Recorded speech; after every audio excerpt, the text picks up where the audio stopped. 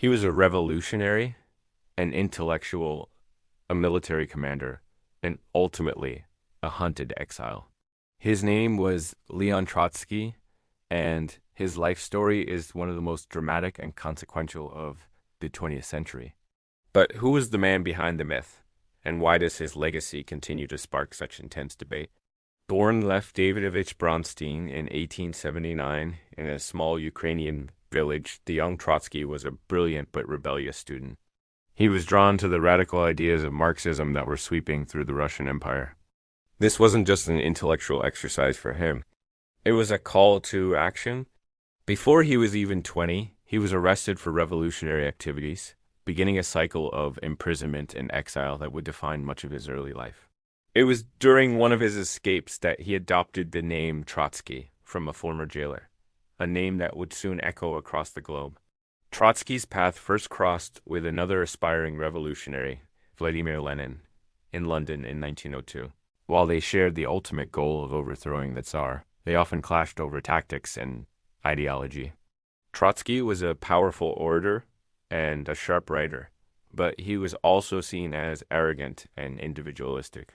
He initially stood apart from both of the main factions of the Russian Social Democratic Labor Party, Lenin's Bolsheviks and the more moderate Mensheviks. He envisioned a permanent revolution, arguing that a workers' uprising in a country like Russia could and must ignite a chain reaction of socialist revolutions across the more developed countries of Europe.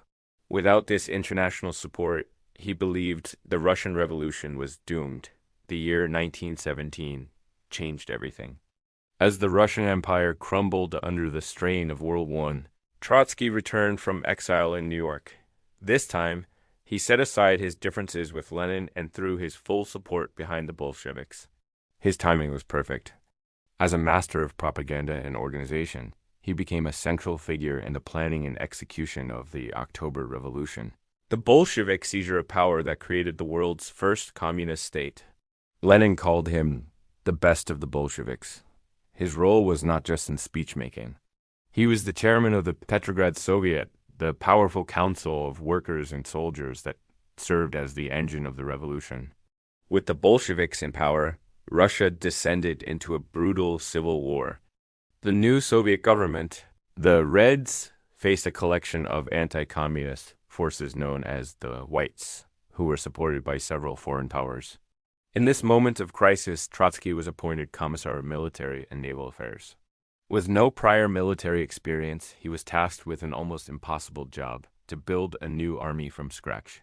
He created the Red Army, traveling thousands of miles across the vast fronts in a legendary armored train. He used his incredible energy and ruthless determination to forge a disciplined and effective fighting force.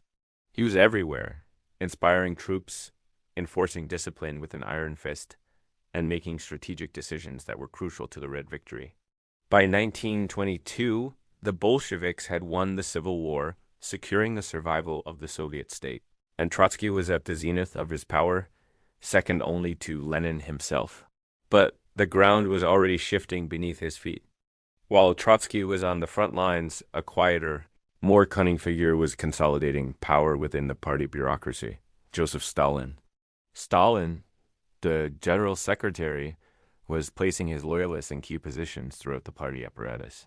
He was patient, methodical, and underestimated by charismatic figures like Trotsky. When Lenin suffered a series of strokes and died in 1924, a fierce power struggle erupted. Trotsky was the obvious heir apparent in the eyes of many. He was the intellectual giant, the military hero, the co-leader of the revolution. But he was outmaneuvered. Stalin formed a triumvirate with other senior Bolsheviks, Zinoviev and Kamenev, isolating Trotsky. They portrayed him as an arrogant outsider who had only recently joined the Bolsheviks, a petty bourgeois intellectual who couldn't be trusted. They also twisted his theory of permanent revolution to paint him as a reckless adventurer who would drag the war-weary country into endless foreign conflicts. Stalin, in contrast, promoted the idea of socialism in one country, arguing that the Soviet Union could and should focus on building its own socialist society first. This message resonated with a population exhausted by war and revolution. One by one, Trotsky's allies were sidelined.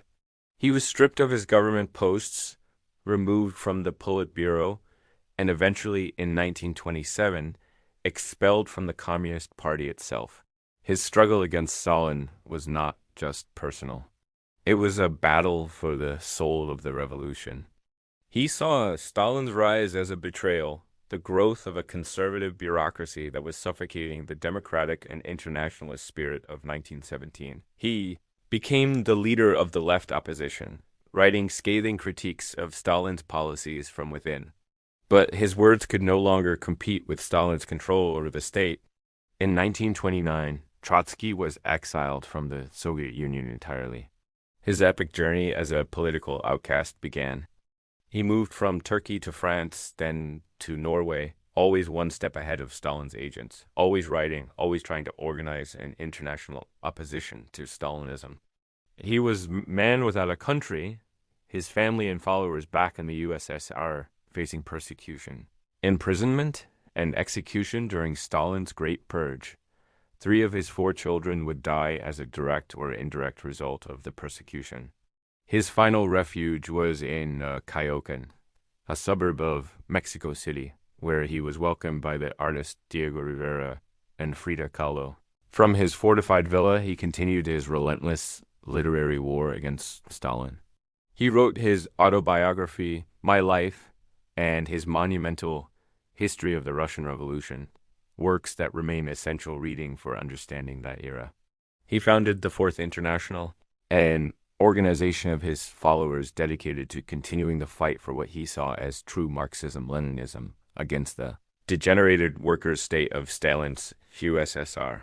But Stalin's reach was long. The first assassination attempt in May 1940, a machine gun assault on his house, failed. Trotsky and his family miraculously survived by hiding under their beds, but he knew his time was running out. 3 months later, on August 20th, 1940, an agent named Ramon Mercader, who had patiently infiltrated Trotsky's inner circle under a false identity, gained access to his study.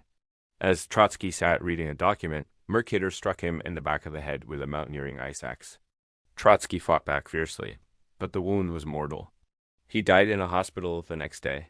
His final words were reported to be, "I am confident in the victory of the Fourth International." Go forward. Leon Trotsky's legacy is as complex and contested as his life. For some, he is a tragic hero, a brilliant revolutionary whose vision was betrayed, a martyr in the fight against totalitarianism. For others, he was just as ruthless as Stalin, a key architect of the Red Terror, and the suppression of dissent during the Civil War, whose defeat was simply the outcome of a power struggle between 2 authoritarians.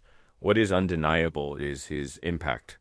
As a theorist, his writings have influenced generations of socialists and radicals around the world.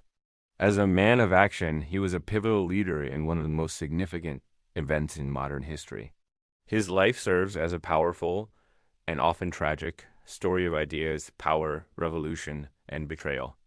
The ghost of Trotsky continues to haunt the history of the 20th century, a constant reminder of the paths not taken and the revolutions that devour their own children. Thank you for watching. If you found this story compelling, please consider liking this video and subscribing to our channel for more deep dives into the figures who shape our world.